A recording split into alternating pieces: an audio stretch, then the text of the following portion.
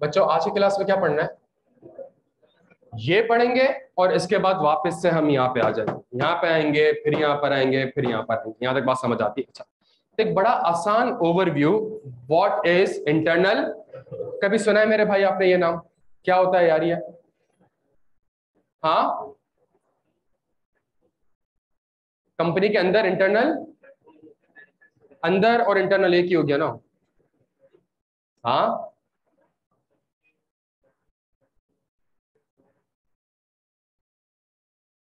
हाँ मेरे भाई, इंटरनल कंट्रोल्स कुछ पता है?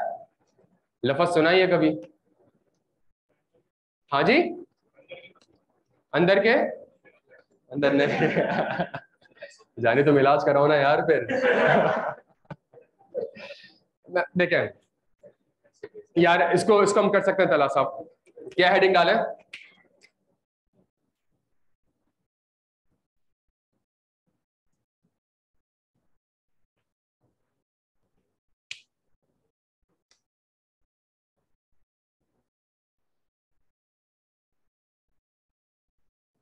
अच्छा जी, चले।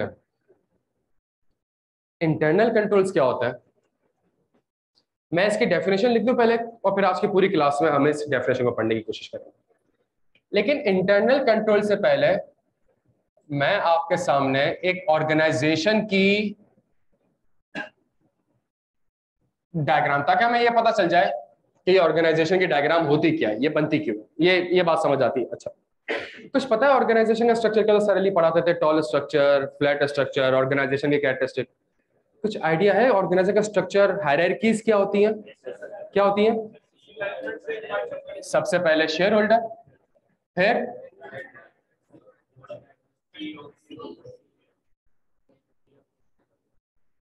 सीएफओ के नीचे, सीएफओ के नीचे डायरेक्टर। अबे क्या सीएफओ शौकीन है क्या? कैसी बातें कर रहे हो यार? सीएफओ के नीचे डायरेक्टर कहां से आ गया भाई? सीएफओ के ऊपर डायरेक्टर होता है, सही है। डायरेक्टर बादशाह है, और बादशाह हमेशा ऊपर होता है, सही है। सीएफओ, सीएफओ के नीचे कुछ कोई डिपार्टमेंट के नाम बता सकता है? Purchase department, sales department, warehouse department, marketing department, और मैं अगर कुछ करूं, सबसे इंपॉर्टेंट सीएफओ है यार, अकाउंट्स डिपार्टमेंट, और यार सीएफओ तो फाइनेंस और अकाउंट्स। यहां तक बात समझ आती है? अच्छा, ये होता क्यों है, ये पता है कभी? चले बच्चों, बड़ी इंपॉर्टेंट क्लास है आज। ये होता क्यों है, ये पता है? हाँ जी, थोड़ा सा तुम्हें पानी पी लूं। ये होता क्यों है मेरे प्यारे बच्चों? जल्दी छेती छेती यार, आवाज आ रही है ऑनलाइन वालों? क्लियर है ना? तो स्टैब्लिश वाई,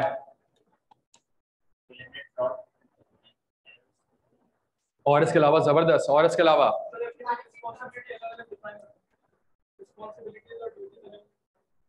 सबकी रिस्पॉन्सिबिलिटी और ड्यूटीज अलग अलग, बेहतरीन। और इसके अलावा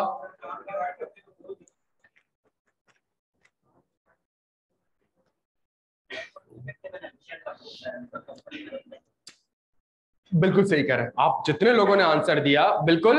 इसको एक काम करें, थोड़ा स्ट्रक्चर्ड वे में समझ लेते हैं और थोड़ी सी इसकी लॉजिक समझ लेते हैं, सही है? अच्छा, तो अगला आधा घंटा प्यारे बच्चों, थोड़ा सा मैं यहीं पे लिख लेता हूं, what is internal control. A process, एक प्रोसेस है, सही है। डिजाइन, डी लिख रहा हूं, and design and implemented, DNI, design and implemented by whom? By management. A process designed and implemented by management. क्यों? Why? To prevent, to detect and to correct errors and fraud. Why the management design and implement internal control? To prevent, to detect and to correct error and fraud in the financial statements. पहली चीज। दूसरी चीज,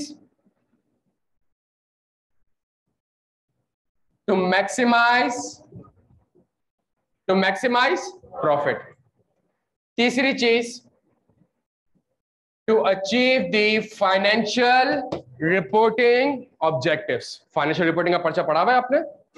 financial, ये वही चीज है, to achieve the financial reporting objective. क्या मतलब कि जितनी भी ट्रांजैक्शंस हुई हैं वो सारी की सारी एक्यूरेट हैं और कंप्लीट हैं, और कहां रिकॉर्ड हुई है, कहां रिकॉर्ड हो गई है? फाइनेंशियल स्टेटमेंट्स में रिकॉर्ड हो चुके हैं। नोट नहीं करना है मेरे भाई से, सुनना है यहां पे, सही है?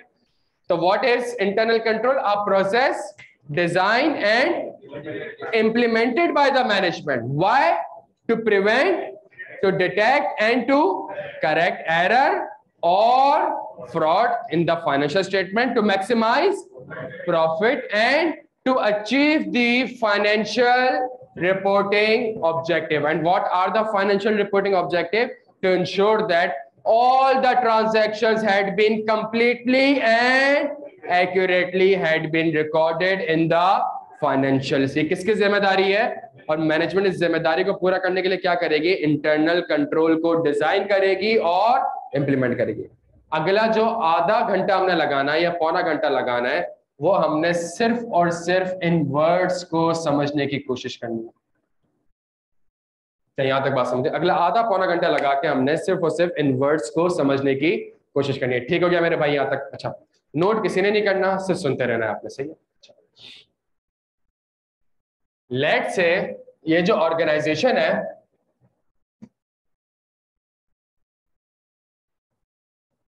इसका नाम क्या है? यूनिलीवर। एक आराम से एग्जांपल डिस्कस करते हैं, हम सबको पता है इसका बिजनेस क्या है, ठीक है? यूनिलीवर जब बनी होगी तो किसने बनाई होगी? किसको अपॉइंट किया होगा? तो बोर्ड ऑफ डायरेक्टर ने अपने बंदों में से किसी एक बंदे को अपॉइंट किया होगा। किसको? सीईओ को। फिर सीईओ ने नीचे किसको अपॉइंट किया होगा?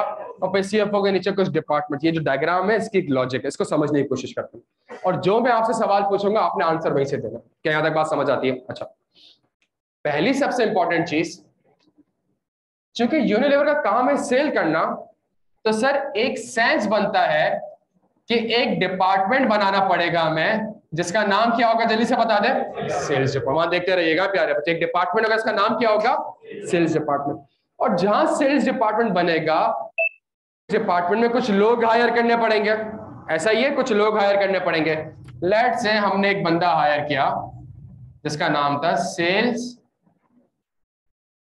Clerk, sales officer. डन हो गया, सेल्स क्लर्क करते हैं। क्लर्क बदतमीजी में ना आ जाए, हम ऑफिसर लिखते हैं, सही है? सेल्स क्लर्क हो गया या सेल्स ऑफिसर हो गया, एक बंदा उसने कर। इस बंदे का काम क्या होगा? जल्दी से बता दे, जल्दी से दोस्त, बिल्कुल आधा घंटा एक्टिव मेरे भाई, आगे मसला होगा बहुत। इस बंदे का काम क्या होगा? जब भी कोई कस्टमर, अगर उसको यूनिलीवर का प्रोडक्ट खरीदना है, तो क्या वो फाइनेंस के पास जाएगा? क्या वो अकाउंट्स के पास जाएगा? क्या वो वेयर हाउस के पास जाएगा? वो किसके पास जाएगा? आप प्रोसेस डिजाइन एंड इंप्लीमेंटेड। तो मैं एक ऐसा प्रोसेस डिजाइन करने जा रहा हूं और इंप्लीमेंट करने जा रहा हूं। आधा घंटा प्यारे बच्चे एक्टिव रहेगा, सही? अच्छा, इसकी जिम्मेदारी क्या? जो आपने एक अल्फाज बोला जैसे रिस्पॉन्सिबिलिटीज वगैरह असाइन करेंगे। अच्छा, इस बंदे की जिम्मेदारी क्या होगी? इस बंदे की जिम्मेदारी होगी, जैसे ही कस्टमर आएगा, कस्टमर किससे राब्ता करेगा? इससे राब्ता करेगा और इससे कहेगा मुझे 100 अदद ये क्वांटिटी चाहिए, ठीक है? मुझे 100 अदद ये क्वांटिटी चाहिए। अब कंपनी बैठ के ये कह रही है कि देयर इज अ पॉसिबिलिटी कि ये बंदा और ये बंदा आपस में रिलेटिव्स हो सकते हैं। रिलेटिव ना भी हो तो ये दोनों बंदे मिलके आपस में क्या कर सकते हैं? फ्रॉड कर सकते हैं। कैसे फ्रॉड कर सकते हैं? ऐसे फ्रॉड करते हैं, कितनी क्वांटिटी चाहिए? 100 क्वांटिटी। यार देखो मार्केट में है ना, हम नॉर्मली जो बेचते हैं ना 50 रुपए का बेचते हैं, मैं तुझे 30 रुपए का बेच दूंगा, तुझे 20 रुपए का फायदा होगा, 10 रुपए तेरे, 10 रुपए मेरे।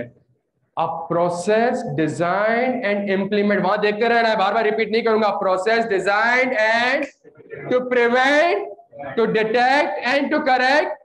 तो फौरन से इस डिपार्टमेंट में कभी भी एक बंदे नहीं होंगे। कितने बंदे होंगे प्यारे बच्चों? 2 बंदे होंगे। जो दूसरा बंदा होगा ये क्या कहलाएगा? ये कहलाएगा हेड ऑफ सेल्स डिपार्टमेंट। क्या यहां तक बात समझ आती है प्यारे बच्चों? इसको कहते हैं सेग्रीगेशन ऑफ ड्यूटीज। जहां एक काम को करने के लिए आप दो बंदे रखते हैं, जहां एक काम को करने, अगर ये बंदा इससे मिलने की कोशिश करेगा और एक डॉक्यूमेंट बना के मैं 30 रुपए का बेच रहा हूं, ये बंदा फौरन से उसको रोक लेगा और एक फ्रॉड को होने से क्या कर रहा है, प्रिवेंट कर रहा है। प्यारे बच्चों के यहां तक बात समझ आती है? बिल्कुल एक्टिव रहना है। अच्छा जी, जबरदस्त। सर और मसले भी हो सकता है।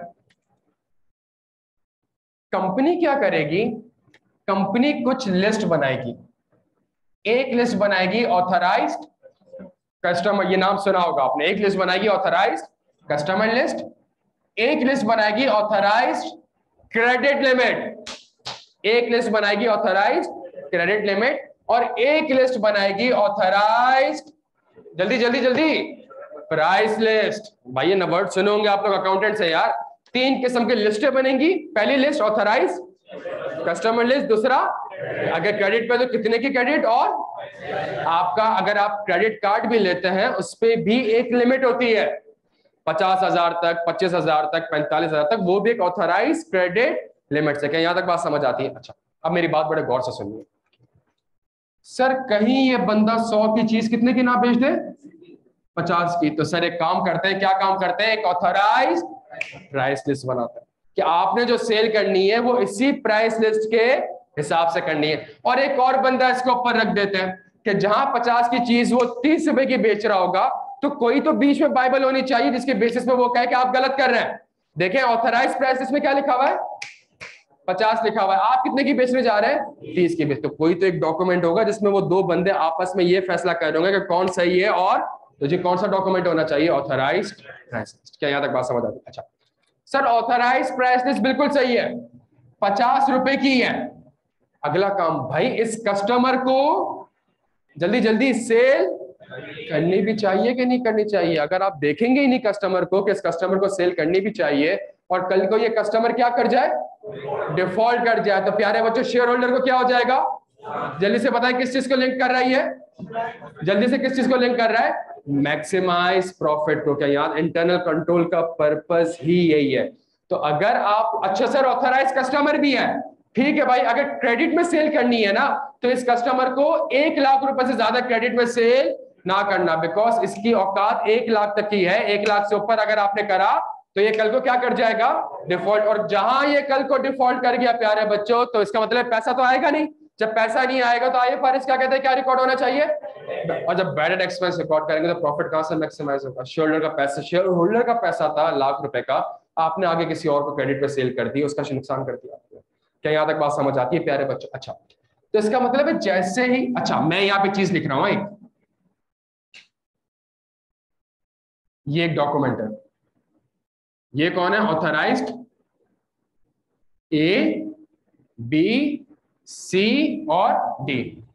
इनकी क्रेडिट कितनी है, इनकी क्रेडिट लिमिट कितनी है, 100 रुपए, 200 रुपए, 300 रुपए और 400 रुपए। प्यारे बच्चों इस कस्टमर का नाम E है, क्या इसको सेल्स होंगी, नहीं, क्यों, इसका नाम ऑथराइज कस्टमर की लिस्ट में।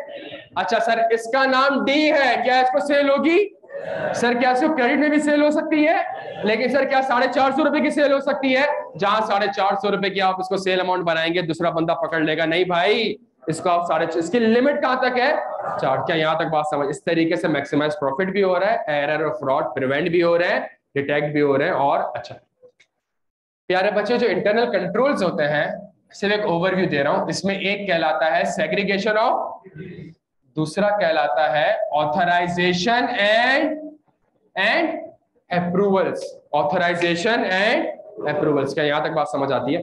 तीसरा कहलाता है इंफॉर्मेशन प्रोसेसिंग, मैं हम अभी फिलहाल 3 पढ़ेंगे, और तो चौथा भी पढ़ सकते हैं, फिजिकल कंट्रोल्स। अब तक यहां पे कौन कौन से कंट्रोल अचीव हो चुके हैं, सेग्रीगेशन ऑफ, और एक और बता दें जल्दी से,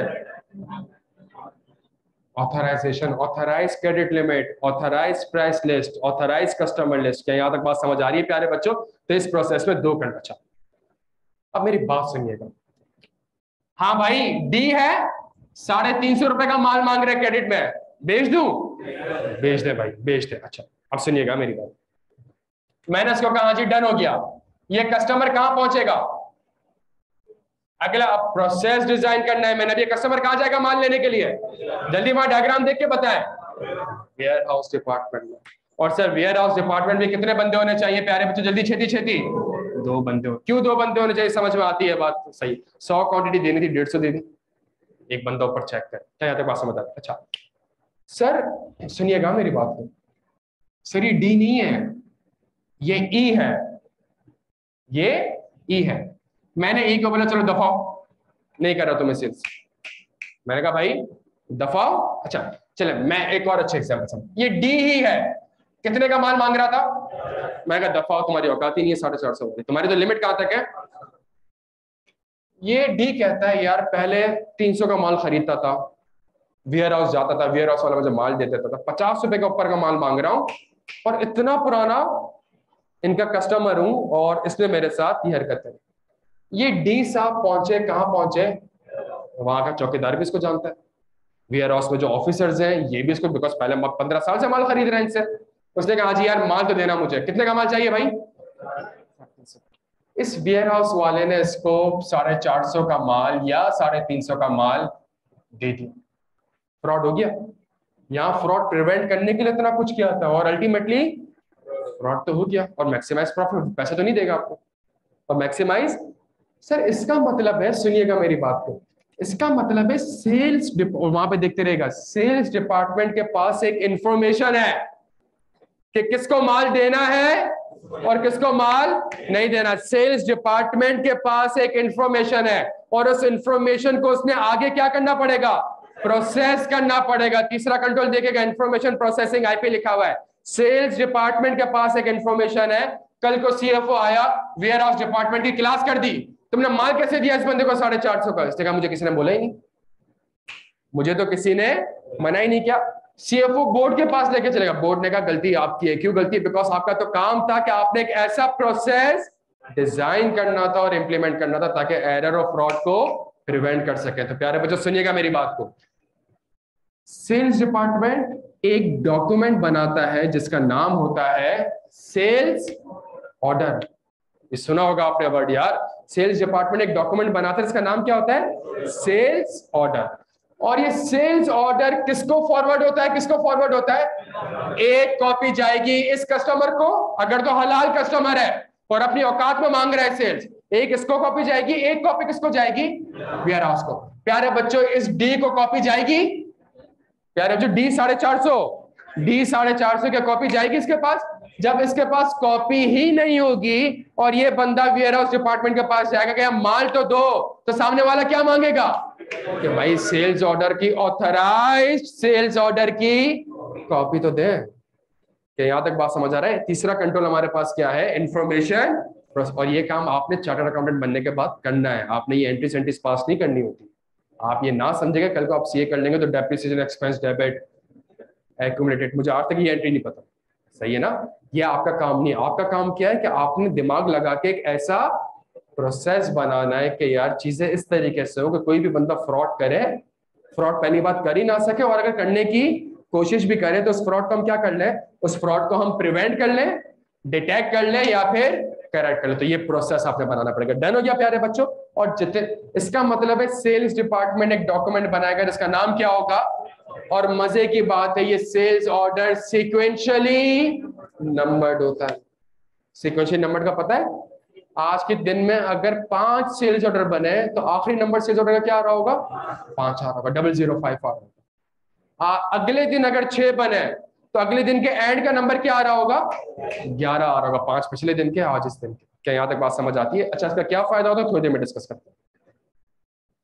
बच्चों मेरी बात सुनिएगा, वेयर हाउस डिपार्टमेंट के पास सेल्स ऑर्डर आया, वेयर हाउस डिपार्टमेंट ने कहा सर सेल्स ऑर्डर अप्रूव्ड है, हमें तो ये बोला था अगर सेल्स ऑर्डर हो तभी माल देना, अदरवाइज माल, और जो सेल्स ऑर्डर में क्वांटिटी आ रही होगी उतनी देना। हमने इसको माल सप्लाई कर दिया, सॉरी इसको नहीं, इन लोगों ने इस कस्टमर को माल सप्लाई कर दिया। अब अगला काम क्या होगा? जल्दी बताएं, चुप, चार्टर्ड अकाउंटेंट से आप लोग जल्दी, छेती छेती, अगला काम क्या होगा? हाँ जी, अगला काम क्या होगा? इनवॉइस। जबरदस्त। इनवॉइस कौन बनाएगा? Accounts department. एक कंपनी का अकाउंट्स डिपार्टमेंट होगा जो कि क्या बना रहा होगा? इनवॉइस बना रहा होगा। वो इनवॉइस कैसे बनाएगा? हमने माल सप्लाई कर दिया इसको, 3 महीने हो गए, इनवॉइस ही नहीं करी। जब इनवॉइस ही आपने नहीं करी तो सामने वाला लायबल नहीं है आपको पे करने की। जब आपने इनवॉइस ही नहीं करी तो सामने वाला लायबल नहीं। हाँ जी, जल्दी छेती छेती। हाँ जी बच्चों, ये अगला स्टेप आपने बताना है। क्या करें? वेयर हाउस के पास एक इंफॉर्मेशन है। क्या इंफॉर्मेशन है? कि मैं गुड्स डिलीवर्ड कर चुका हूं। तो वो एक डॉक्यूमेंट बनाएगा जिसका नाम क्या होगा? इस पे ये बंदा साइन करेगा, ये बंदा इसको ऑथराइज करेगा, 2 बंदों के सिग्नेचर आ रहे होंगे, और ये सिग्नेचर जीडीएन, ये भी क्या होगा? सीक्वेंशियली। और ये डॉक्यूमेंट किसके पास फॉरवर्ड हो जाएगा? जहां अकाउंट्स डिपार्टमेंट ने देखा गुड्स डिलीवर्ड, और आसान अल्फाज में परफॉर्मेंस ऑब्लिगेशन सेटिस्फाई। अब मैं उसको क्या जनरेट करके दूंगा प्यारे बच्चों, जल्दी से? Sales invoice. ये भी क्या होगी? सीक्वेंशियली। इसको भी एक बंदा प्रिपेयर करेगा, दूसरा बंदा, बिकॉज इस लेवल पे भी फ्रॉड हो सकता है। 400 रुपए की इनवॉइस थी, 300 रुपए की कर दूंगा, और करूं ही ना। अब आप सोचें, अगर ये जीडीएन इसको नहीं देता तो ये इनवॉइस जनरेट, जब ये इनवॉइस जनरेट नहीं करेगा तो पैसा, जब पैसा आएगा नहीं तो आप सप्लायर को पैसा कैसे देंगे? आप बैंक से लोन लेंगे। जब आप बैंक से लोन लेंगे तो आपको क्या पड़ेगी? नहीं, बैंक से लोन लेंगे तो क्या पड़ेगी? फाइनेंस। फाइनेंस का उससे क्या आपका प्रॉफिट अच्छा होगा प्यारे बच्चों? कॉमन से इस्तेमाल करेगा। क्या यहाँ तक बात समझे? Maximise profit. Invoice late generate करी, फ्रॉड की इंटेंशन नहीं थी, लेकिन इनवॉइस जहां आपने लेट जनरेट करी, अगर वो पैसा आपके पास आ चुका होता, और उस पैसे को अगर आपने bank, time value of money आपने थोड़ा बहुत आइडिया होगा, अगर वो पैसा आपने बैंक में आज 15% पे जमा करा थी, 100 रुपए आपके एक साल में 115 रुपए हो चुके होते। लेकिन चूंकि 100 रुपए आपने टाइम पे नहीं लिए और यही पैसा बैंक से लिया, तो लिए 100 रुपए, एक साल बाद 115 रुपए का आपका आउटफ्लो हो रहा है। तो यहां तक बात समझे? 30 रुपए का आपका नुकसान हो रहा है। कहा 15 की इनकम भी आ सकती थी, और अब 15 की इनकम भी गई, उल्टा 15 का एक्सपेंस। 30 रुपए का नेट अपॉर्चुनिटी कॉस्ट आपने पड़ी होगी प्यारे बच्चों, थोड़ा बहुत लॉस होगी। क्या यहां तक बात समझ आती है? जहां सेल्स इनवॉइस बन गई, अगला काम अब किसका आएगा? फाइनेंस, हम मुंशी का, और हम एक डॉक्यूमेंट बनाएंगे जिसका नाम क्या होगा? जेवी। और जेवी किसे कहते हैं? जेवी किसे कहते हैं? ऑनलाइन वालों क्लियर हो ना बेटा?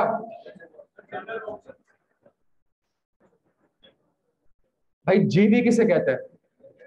हाँ, जनरल जनरल ऐसा जो बच्चा नहीं है, जेवी किसे कहते हैं मेरे भाई? जेवी किसे कहते हैं? ज्वाइंट वेंचर, लानती नहीं। जेवी किसे कहते हैं यार? सॉरी यार, तुमने बोला था, तुम्हें लानती।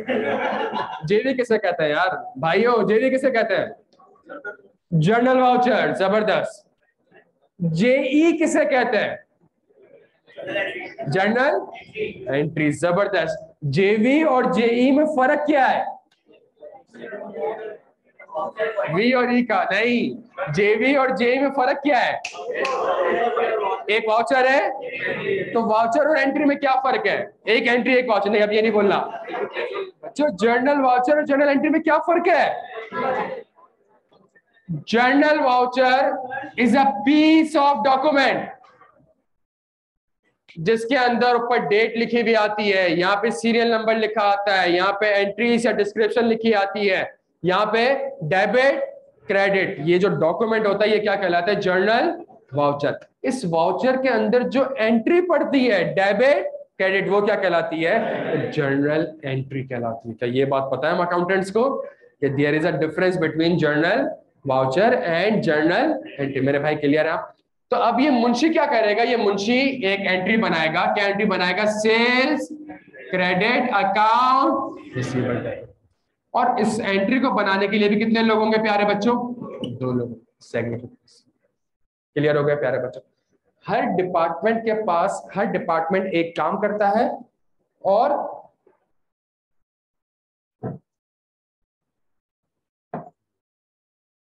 हर डिपार्टमेंट एक काम करता है, और हर डिपार्टमेंट के पास एक इंफॉर्मेशन होती है, और उस इंफॉर्मेशन को उसने आगे क्या करना होता है? प्रोसेस करना होता है। तो व्हाट्सएप नहीं करेगा, फोन नहीं करेगा, ईमेल्स वगैरह नहीं करेगा, वर्बली नहीं बताएगा, एक डॉक्यूमेंट बनाएगा। वो डॉक्यूमेंट जीडीएन है, वो डॉक्यूमेंट जीआरएन है, वो डॉक्यूमेंट सेल्स इनवॉइस है, वो डॉक्यूमेंट परचेज इनवॉइस है, वो डॉक्यूमेंट आपका जर्नल वाउचर है प्यारे बच्चों। क्या यहाँ तक बात समझ आती है? और ये जितने भी डॉक्यूमेंट्स हमने लिखे हैं ये सारे के सारे आपने अपने पिछले पर्चों में पढ़े हुए होंगे, ये बनते इस वजह से। ये समझ आ गया प्यारे बच्चों? तो आज की क्लास में कुछ नया नहीं पढ़ाया है, सिर्फ ये बताया कि ये डॉक्यूमेंट क्यों बनते हैं, मैनेजमेंट क्यों बन जाती है, बिकॉज मैनेजमेंट की जिम्मेदारी है। मैं अब एक तीसरी चीज ऐड करने जा रहा हूं और रेड से ऐड करने जा रहा हूं। मैनेजमेंट की पहली जिम्मेदारी to prepare FSA records with to provide, और तीसरी to design and implement internal controls. क्या अब मैं डायग्राम का पहले क्लास में इंटरनल कंट्रोल बताता आपको समझ ही नहीं आता, सही है? तो इस तरीके से हम थोड़ा चीजों को लेके चलें। क्लियर हो गए? तो मैनेजमेंट कितनी जिम्मेदारी है? 3 जिम्मेदारी। तीसरी आज हमने एक नई जिम्मेदारी पढ़ी कि मैनेजमेंट की जिम्मेदारी है कि वो ये ऑडिटर नहीं बताएगा क्रेडिट लिमिट कितनी होनी चाहिए, सेंस ही नहीं बनता है। ऑडिटर तो ऑडिट करने आ रहा है प्यारे बच्चों। क्लियर हो गया हम सारे यहाँ तक? अच्छा जी बच्चों अब समझ आ रहा है आप प्रोसेस। तो ये किसका प्रोसेस था कि भाई सेल्स का प्रोसेस कैसे होगा? सेल्स का प्रोसेस इस तरीके से होगा। क्या क्या कंट्रोल्स होंगे? सेग्रीगेशन ऑफ ड्यूटीज होंगी, ऑथराइजेशन एंड अप्रूवल होंगे, इंफॉर्मेशन प्रोसेसिंग होगी। क्या यहां तक बात समझ आती है प्यारे बच्चों? और वेयर हाउस में आपका माल पड़ा होगा, माल की हिफाजत करनी है प्यारे बच्चों, तो क्या करना पड़ेगा? फिजिकल कंट्रोल्स, कैमरे लगा दिए, ताले लगा दिए, फिजिकल कंट्रोल्स करा। इतना डिटेल में नहीं पढ़ रहे, सिर्फ और सिर्फ एक छोटा सा ओवरव्यू ले रहे हैं। क्लियर हो गए प्यारे बच्चों? यहाँ तक बात समझ आती है? मैं दोस्त आप क्लियर हो? अच्छा जी, A process designed and implemented by the management, इसी को उठा के मैंने क्या लिख दिया? मैनेजमेंट की जिम्मेदारी आज 200 में लिख दिया। सही है? क्यों? To prevent, to correct error and to maximise profit and to achieve the. प्यारे बच्चों जहां जर्नल वाउचर बनता है वहां पे ट्रायल बैलेंस आपका अपडेट हो जाता है। जहां जर्नल वाउचर बनेगा या जर्नल एंट्री पड़ेगी वहां पे आपका जीएल अपडेट होना स्टार्ट हो जाएगा। जहां जीएल अपडेट होगा वहां से ट्रायल बैलेंस ले लो। ट्रायल बैलेंस से क्या बनेंगे? Financial statement. सारी ट्रांजैक्शंस अगर सही और एक्यूरेट रिकॉर्ड करेंगे तभी तो आप ये ऑब्जेक्टिव अचीव कर सकेंगे। बच्चों हमारी बात समझ आती है यहाँ पे? और सबसे इंपॉर्टेंट चीज, इस सीक्वेंशियली नंबर का फायदा क्या कोई बताएगा? हाँ जी, इस सीक्वेंशियली नंबर का मेरे प्यारे बच्चों क्या फायदा कोई बताएगा? हाँ जी,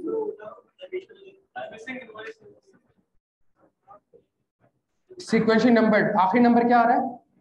11। इट मींस सेल्स इनवॉइस का भी आखिरी नंबर क्या आना चाहिए? अगर तो 10 आ गया इसका मतलब है एक सेल्स इनवॉइस आपने जनरेट नहीं करी।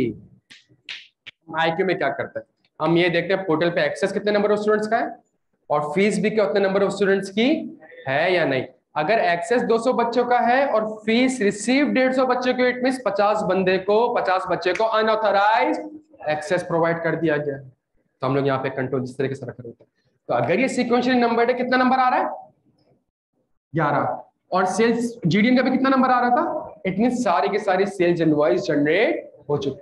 लेकिन अगर 10 आ गया एक सेल और अगर 111 हो गया इसका मतलब है एक सेल्स इनवॉइस आपने एक बार गुड्स डिलीवर्ड करे, उसका केस आपने 10-10 बार इनवॉइस जनरेट कर दिए। प्यारे बच्चों इससे आपको पता चल जाएगा transaction completely and accurately record हुई। क्या यहां तक बात समझ आती है? 2 मिनट दे रहा हूं, उसको नोट करें और कोई सवाल पूछ सकते हैं।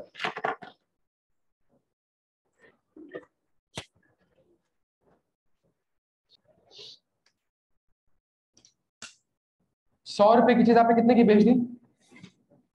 50 रुपए की। जब वो सेल्स ऑर्डर बना रहा होगा ना तो उसमें आगे प्राइस में क्या लिखेगा? 50। ये काम आज से 50 साल पहले होता था, आज की तारीख में ये काम नहीं होता। तो सेल्स ऑर्डर बनता है, ये कहां से बनता है? सिस्टम होते हैं ना यार। सिस्टम में आप 99 रुपए 99 पैसे भी पंच नहीं कर सकते। आप सिर्फ बताते हो प्रोडक्ट टाइप, और जहां आपने प्रोडक्ट टाइप लिखा यूनिलीवर का प्रोडक्ट A1, प्राइस वो ऑटोमेटिक। इम्तियाज में जाके क्यों बार्गेनिंग नहीं करते यार? 100 की चीज 90 की बेचो। और एक कोड वो नहीं कर पा रहा होगा उसको प्रोसेस, आपको क्या साइड में रख, मुझे ये प्रोडक्ट चाहिए नहीं। तो इसका मतलब है वहां पे क्या हो रहा होता है? वहां पे वो सिर्फ क्या कर रहा होता है? पीछे बैक एंड पे ऑलरेडी प्राइस, हालांकि इतना रश होता है, इतना कुछ होता है, वो चाहे तो कितना आराम से फ्रॉड कर सकता है। और कौन पकड़ने वाला? कोई पकड़ने वाला थोड़ी है। वो आपको बैठ के ये थोड़ी कहेंगे आपका परचेज ऑर्डर की तरह। इम्तियाज वाले का ये कहने लग गए कि आपका परचेज ऑर्डर कब है और 3 दिन बाद आना, और सेल्स ऑर्डर और जीडीएन, तो वो तो कभी सेल्स ही नहीं कर सके। तो वहां पे सारा प्रोसेस क्या होता है? ऑटोमेटेड। तो इंटरनल कंट्रोल दो किस्म के होते हैं, एक मैनुअल होता है और एक आईटी होता है, जो कि हम चला के जाके प्रोसेस करेंगे। बट थोड़ा बहुत तुम्हारा सवाल क्लियर हुआ कि ये भी चीजें होती है।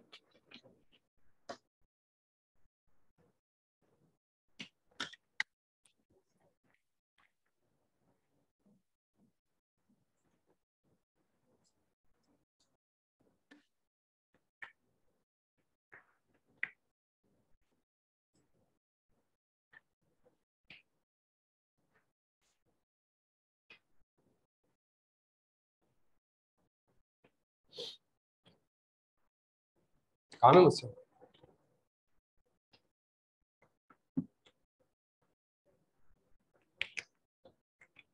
इसी तो ऑन करो ना यार इसको।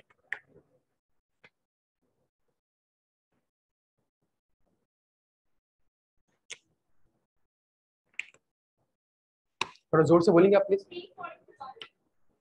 3 पॉइंट मैंने पढ़ा ही नहीं है। Third point, financial reporting objective. क्या मैं गुड्स डिलीवर कर चुका हूं बच्चों? तो क्या रेवेन्यू रिकॉर्ड होना चाहिए? क्या रेवेन्यू रिकॉर्ड होना चाहिए? कौन रिकॉर्ड करेगा? एक डिपार्टमेंट बनाना पड़ेगा, इसका नाम क्या होगा? फाइनेंस। वो जब रिकॉर्ड करेगा तो वो क्या ऐसे हिफ्स कर रहा होगा? नहीं, वो एक डॉक्यूमेंट बना रहा होगा, इसका नाम क्या है? Journal voucher. ये वो डॉक्यूमेंट होगा जो कि एविडेंस होगा कि रेवेन्यू रिकॉर्ड। और जब जर्नल वाउचर आप बनाते हैं तो फिर आपका जर्नल लेजर अपडेट होता है। याद आता है वो डेबिट क्रेडिट जो हम एक बीच में लाइन खींचते हैं, सेल्स लिखते हैं, फिर रिसीवेबल में जाकर उसको डेबिट कर रहे होते हैं, वो आपके ट्रांजेक्शन अपडेट होना स्टार्ट।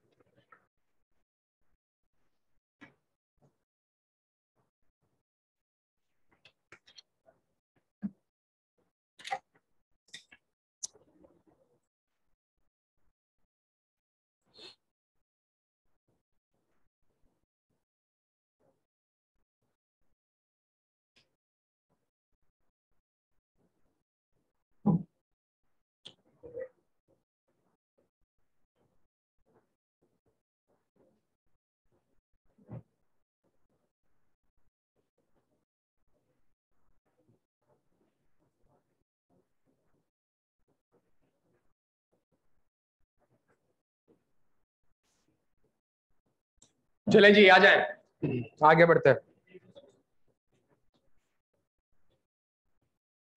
मुझे समझ आता है क्यों इतने सारे डिपार्टमेंट बनते हैं। समझ आता है ये डिपार्टमेंट इतने सारे क्यों बनते हैं। अच्छा जी,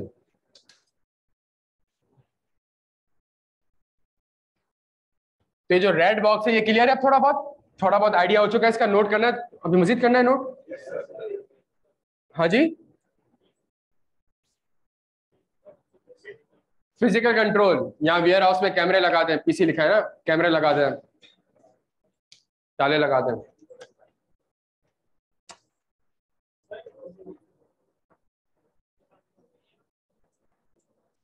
एक्यूरेट एंड कंप्लीट।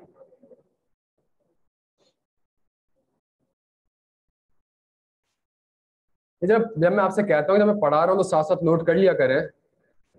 हाँ, नोट ना करें, बिल्कुल भी नोट ना करें। सही है, अभी अभी कॉन्सेप्चुअल क्लासेस है, बिल्कुल भी नोट ना करें, सिर्फ समझें। अभी समझा आपका हनीमून पीरियड चल रहा है, सिर्फ एंजॉय करें अभी। सही है।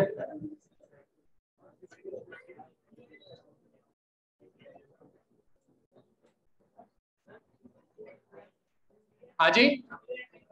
ए and A, authorization and approval. Authorization and approval में इधर ही आ जाता हूँ जी मेरे भाई। हाँ, नाम या जगह थोड़ी सी कम है ना, मुझसे पूछ लो, मैं बता देता हूँ। बट जो किताब है उसके अंदर नाम पूरा आ रहा है। बुक इस हफ्ते आ जाएगी ना, लेकिन अभी बुक का काम नहीं है ना हमारा। हमारा बुक का भी काम ही नहीं है, हमारा सिर्फ काम ये है कि हमें ये पता चल जाए कि इंटरनल कंट्रोल क्या क्या फायदा हुआ कि आपको इन सब के फुल फॉर्म पहले से पता थे, लेकिन ये नहीं पता डॉक्यूमेंट बनते क्यों। हम उसके ऊपर भी मेहनत कर रहे हैं ना प्यारे बच्चे, तो वो बेफिक्र रहे यार आप।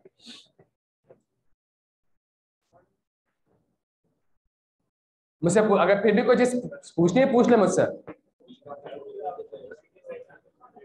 जी मेरे भाई। हाँ जी। IP, information processing. मैंने गुड्स डिलीवर्ड कर दिया, मेरे पास एक इन्फॉर्मेशन है कि मैं गुड्स डिलीवर्ड कर चुका हूं, इसको मैं आगे प्रोसेस कैसे करूं? तो एक डॉक्यूमेंट बनाऊंगा और आगे फॉरवर्ड कर दूंगा।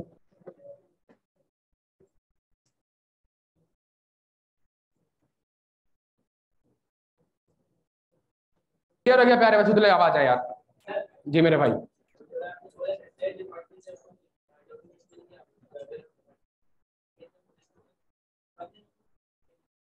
किसने? कस्टमर चेंज कर दे, कस्टमर 450 को 1450 कर दे, एक कॉपी इधर एक कॉपी इधर, सही हो गया मेरे भाई।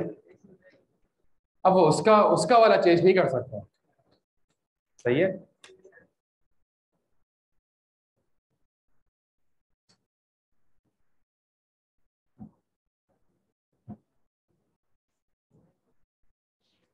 चले भाई आ जाएं, बस अब हो गया बहुत।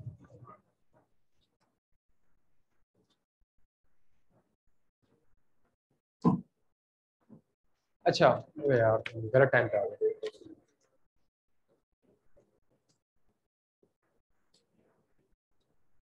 बच्चों अब स्टार्ट करें, अब आ जाओ यार।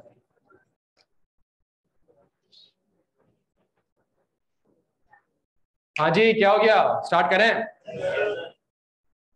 प्यारे बच्चों, sufficient appropriate audit evidence obtain करने के लिए मुझे क्या परफॉर्म करने होते हैं? Audit procedures. ऐसा ही है, जो कि मेरे पास क्या क्या अवेलेबल है? इंक्वायरी,